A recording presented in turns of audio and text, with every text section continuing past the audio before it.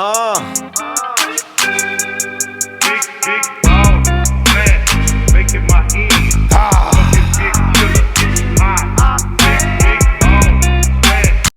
Yo, what's up, YouTube, man? What's going on, my guys and gals? You already know who it is.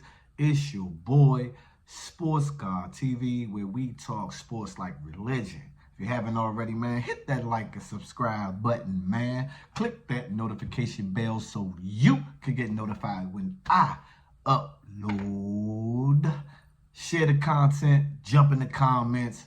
Let's get it cracking. Week number 13 recap, week number 14 predictions, man. Last week, 4 games, split 2-2. Let me get right into it. First game up was Seattle and the Dallas Cowboys. I took the Dallas Cowboys on the money line. They were favored by 9. Told you guys I didn't like the 9, even though I liked the fact that they were at home. They took care of business, 41-35 over the Seattle Seahawks. Next game up was the Denver Broncos versus the Texans, right? And I took the Broncos, man, plus the 3.5. Unfortunately, it didn't pan out that way because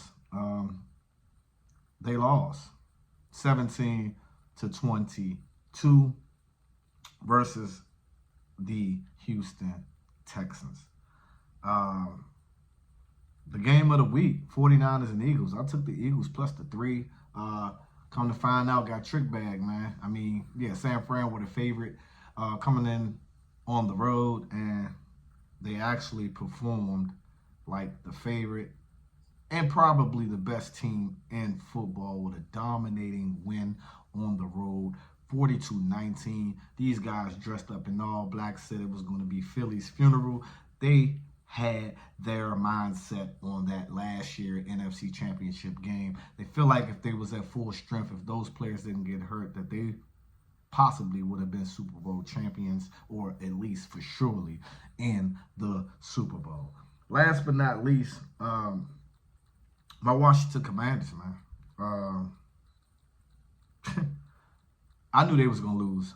And I said 2 touchdowns. The spread was 9.5. I didn't have no problem taking the spread from the Miami Dolphins, right? I said Tyreek Hill would have a big game, which he did. He had over 100 yards in the first quarter, I believe, just about.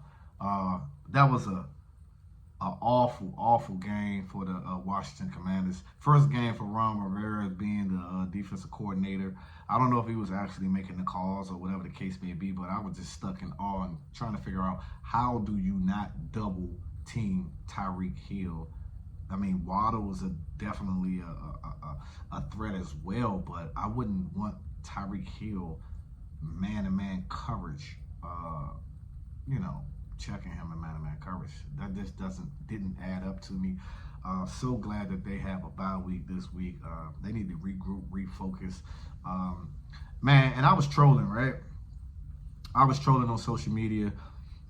Last few years, I've been messing with my San Francisco 49ers people, fans and stuff like that. Not fans, but yeah, fans or whatever the case may be, saying that I'm leaving my team, man. My team, my Washington Redskins, my Washington Commanders. I have told people for the last few years that I'm going to slide on over out there. It never rains in Southern California. And I was going to go and roll with San Francisco 49ers. So I put up a post on my Facebook, man. I got a lot of Facebook friends and family members and everything like that on there. And, yeah, man, I pretty much did a LeBron James speech, man. I had to take my time to Southern California. Was trolling, got a lot of good good replies, some funny replies as well. People sending bandwagon contracts to me and all kinds of crazy stuff, man. It was just hilarious, man. I thought I'd troll because it was just bad, man, to watch and see that type of performance. But I also said in that post, man, that I think Josh Harris and Magic Johnson need to clean house to its totality. Keep certain players and pieces around, but as far as like upper management goes, or I mean not upper management, but coach staff and things of that nature, y'all got to get rid of some folks. Y'all got to get this clean house. If you're going to get Eric Bieniemy a shot at being the head coach, which is kind of 50-50, maybe 60-40 at this point, in the 60-40 on the side where it may not happen. But if you do decide to keep Eric Bieniemy and let Eric Bieniemy run this show, right, and let him bring his people in, people who he's familiar with, so he can help elevate Sam Howell if he's going to be the guy. I mean, the guy's turnover prone, but you can see obviously he got arm talent, and he has talent in general. He's tough. But at the same time, we have to figure some things out. I'm interested to really see what this off season is going to be about. Now, that's enough of week number 13. Like I said, 2-2.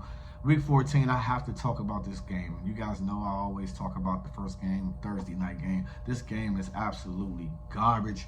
You got the New England Patriots 2-10, 1-4 in a row, going into Pittsburgh. Now Pittsburgh 7-5 overall, 4-3 on the road. But Pittsburgh disappointed a lot of folks last week, including myself.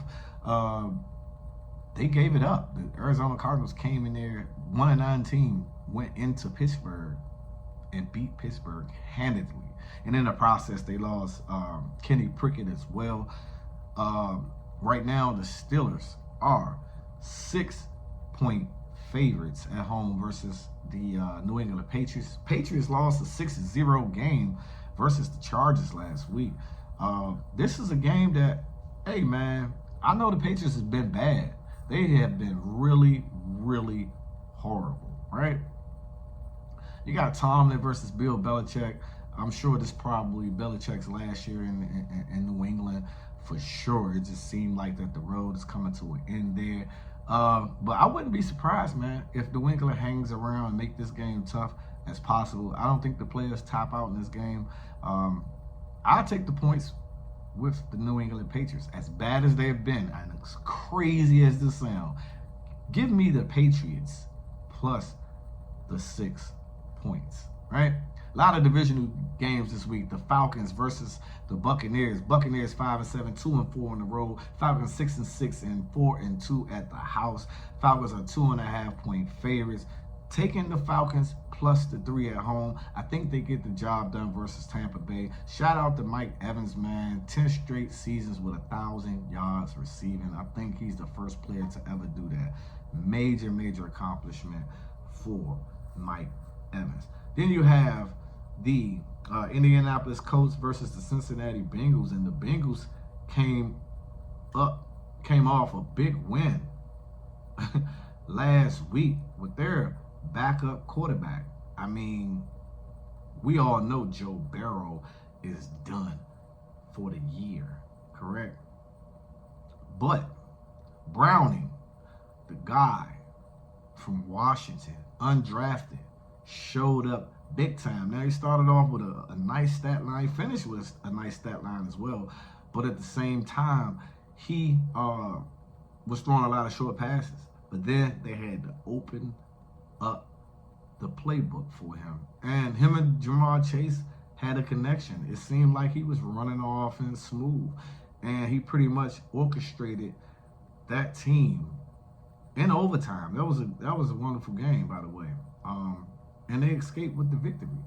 I mean, when you think about it, the Cincinnati Bengals are still in the hunt. They're right there. Like I said, the Colts are 5-1. They have a 5-1 away from home record, right? Cincinnati is 6-6, 3-3 at the crib. Gardner Minshew also performed really well last week, and they got the win versus the Titans. The Titans was winning the whole game. I just didn't understand how the Titans blew that game, but shout out to the Indianapolis Colts. At home, give me, this might be funny, man. Give me the Cincinnati Bengals. Colts are 1-point favorites. Give me the Bengals at home. I think they take care of business. Jaguars and Browns. Man, Jags took a hit. Trevor Lawrence went down. No telling how long he's going to be out.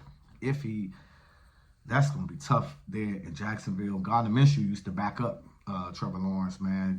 Jaguars are 8-4, 5-0 on the road versus the 7-5 Browns, and the Browns are 5-1 at the crib. Browns are 3-point favorites, and I will take the Browns at the crib. I trust them at the crib. Jacksonville is a tough unit. Don't get me wrong.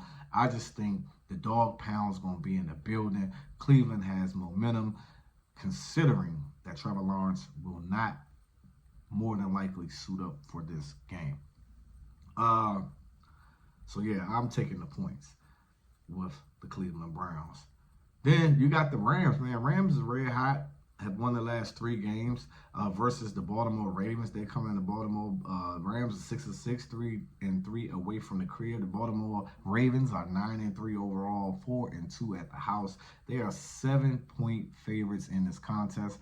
Give me the Baltimore Ravens to cover the 7-point spread.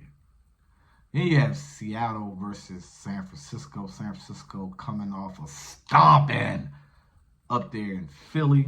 Seattle coming off a loss there in Dallas, though they played a great game. San Francisco are 10.5-point favorites.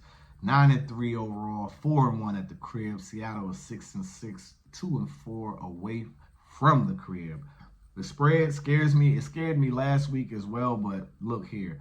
San Francisco took care of business. I don't see why they can't take care of business against. They already beat Seattle once. I think they stomped Seattle. Take the points with the San Francisco 49ers. You got the Buffalo Bills versus the Kansas City Chiefs. Buffalo 6-6 overall, 1-4 away from the Crizzle. Kansas City 8-4 overall, 4-2 at home. Kansas City is 2-point favorites, and you know these games always go down to some crazy stuff, man. When you got Josh Allen and Patrick Mahomes on the field at the same time, you know the Chiefs need to put their stamp to let the league know that they still are the top team to beat until otherwise. So give me the Chiefs at home minus the 2 points. And then last but not least, Sunday night, 8:20, NFC East matchup between the 10-2 Philadelphia Eagles and the 9-3 Dallas Cowboys. Philly is 5-1 away from the crib.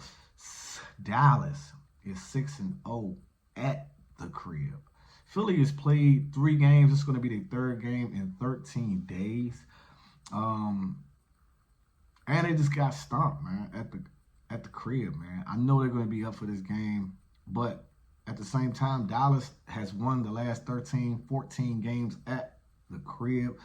They are 3.5-point favorites, and I do expect Dallas, yes, I said it, Dallas to cover the spread versus Philly. Drop your picks in the comment section. It's your boy, Sports Guy TV, where we talk sports like religion, and I'm out. Until the next time.